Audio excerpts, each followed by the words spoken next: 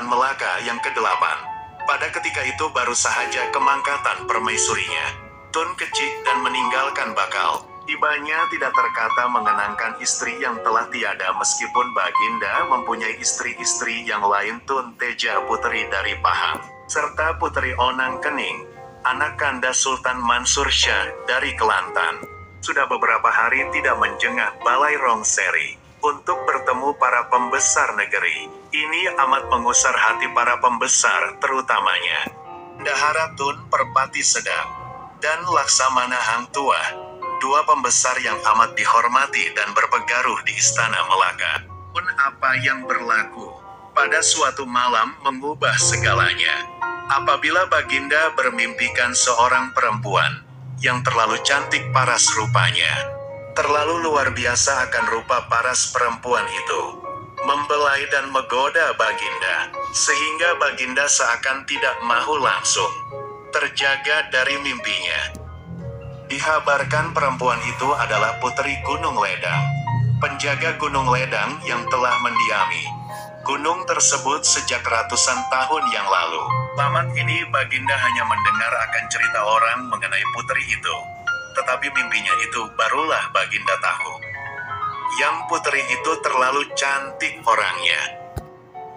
Lalu urusan perminangan telah dihantar ke Gunung Ledang. Puteri Gunung Ledang telah meletakkan syarat tertentu sebagai hantaran perkawinan. 1.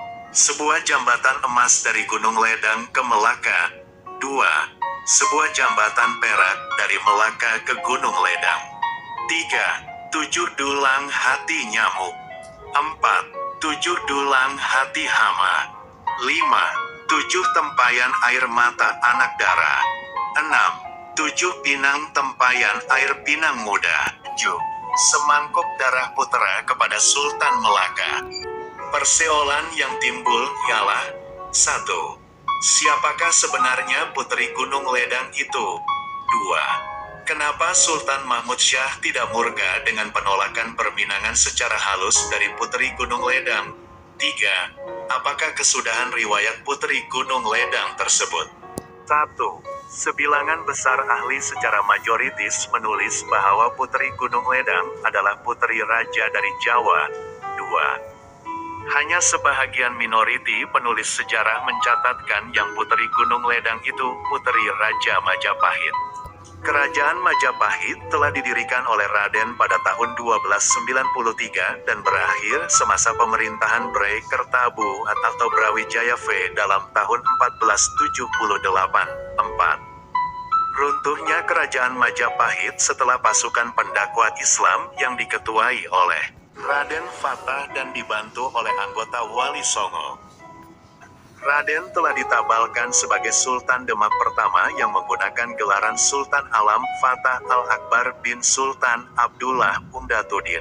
6. Kesultanan Melaka yang dimulai oleh Parameswara Puteri Seri Ratna Wirakarma. Berakhir pemerintahan Sultan Mahmud. 7. Menerusi perkawinan pertama dengan Raja Wati Tun Kecik binti Sultan Muhammad Shah pada tahun 1494. Sultan Mahmud Shah telah dikurniakan Raja Ahmad. 8. Puteri Gunung Ledang pula telah dihantar ayahandanya dari Jawa untuk menuntut ilmu agama di Pulau Besar Melaka. Usia Puteri Gunung Ledang ketika itu dalam lingkungan 16 hingga 19 tahun.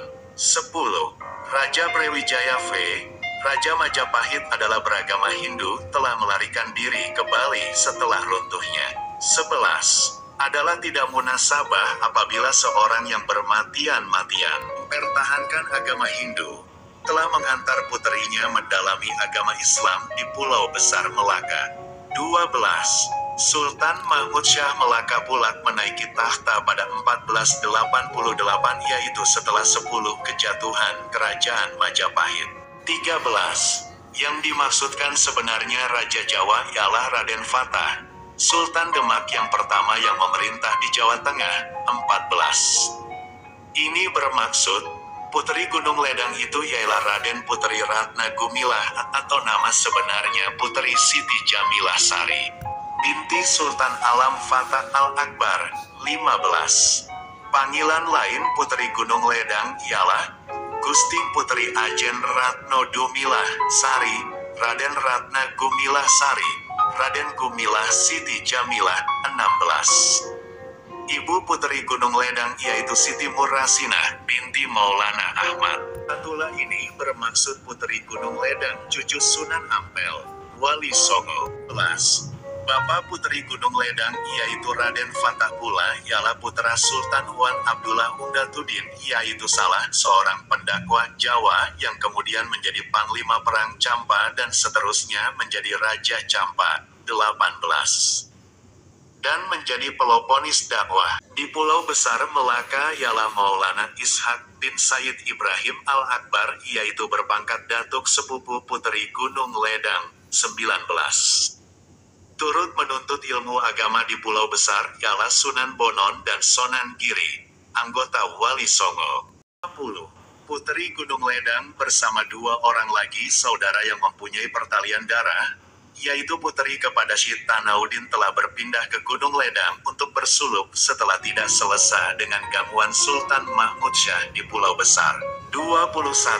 Tun Sri Lanang telah menggambarkan dengan bahasa yang halus metafora tentang penolakan perminangan oleh Sultan Mahmud dengan perkara yang tidak mampu disediakan oleh manusia biasa. 22. Sultan Mahmud Syah juga tidak menitahkan hukuman bunuh atas sifat durhaka Puteri atas penolakan perminangan. 23. Ini karena Puteri Gunung Ledang adalah puteri kepada Sultan Demak yang kuat pengaruhnya yang berjaya menjatuhkan kerajaan Majapahit serta mendapat sokongan daripada ulama dan anggota Wali Songo. 24. Puteri Gunung Ledang juga adalah anak saudara Syarif Hidayatul bin Sultan Wan Abdullah, 25.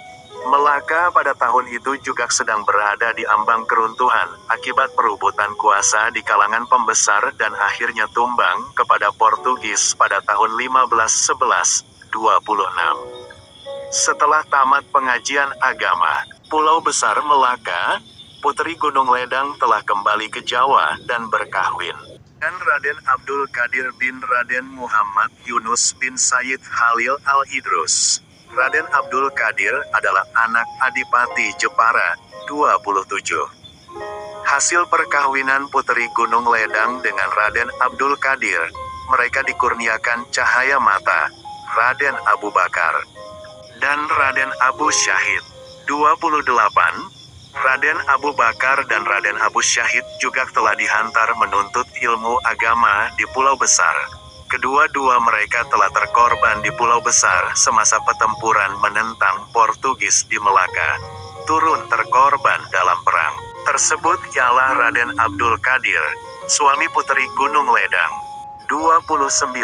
Semasa berlaku perebutan kuasa di Demak dan kematian suami serta 2 orang putranya, Puteri Gunung Ledang telah kembali semula ke Gunung Ledang untuk bersendiri dan beribadat kepada Allah. 30. Menurut sesetengah pendapat, Puteri Gunung Ledang telah meninggal dunia dalam lingkungan tahun 1640. Dalam usia yang sangat tua, 31, Puteri Gunung Ledang sememangnya telah melahirkan zuriat yang bukan semata-mata berjasa kepada bumi Melaka, tetapi telah menyerah nyawa suami dan anak-anaknya kepada Allah untuk mempertahankan dakwah di Nusantara. Kesimpulannya, 1. Puteri Gunung Ledang bukanlah makhluk halus atau bunian seperti kepercayaan masyarakat. 2. Metafora yang digunakan oleh Tun Sri Lanang adalah untuk menutup kekurangan raja-raja Melayu yang menjadi puncak kejatuhan kuasa orang Melayu. 3. Penjajah coba menutup sejarah dakwah Islam di Nusantara.